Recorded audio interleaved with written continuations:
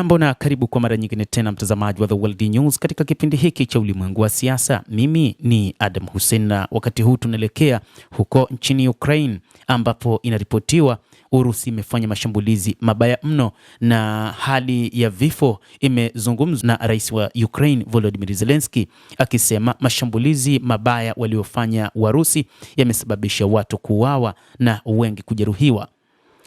Urusi imefanya mashambulizi makali katika maeneo mbalimbali huko nchini Ukraine. Haya ni mashambulizi ya kutisha, anasema rais wa Ukraine Volodymyr Zelensky, akisema kwamba yamesababisha watu kadhaa kuuawa na wengine kujeruhiwa katika mashambulizi ya drone za Warusi.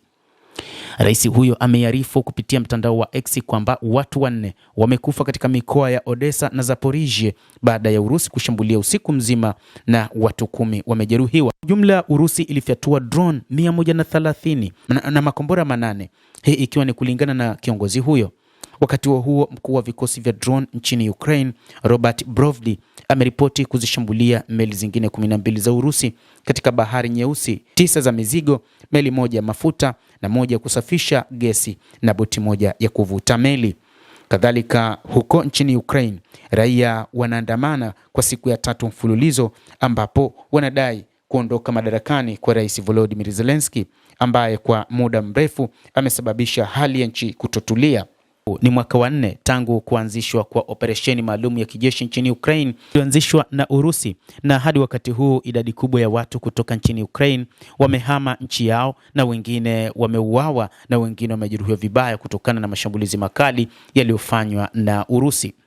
Urusi imeapa itaendeleza mashambulizi ya kimkakati katika nchi ya Ukraine licha ya kwamba inakabiliwa na mashambulizi katika maeneo yake, kwa maana katika mikoa mbalimbali nchini humo.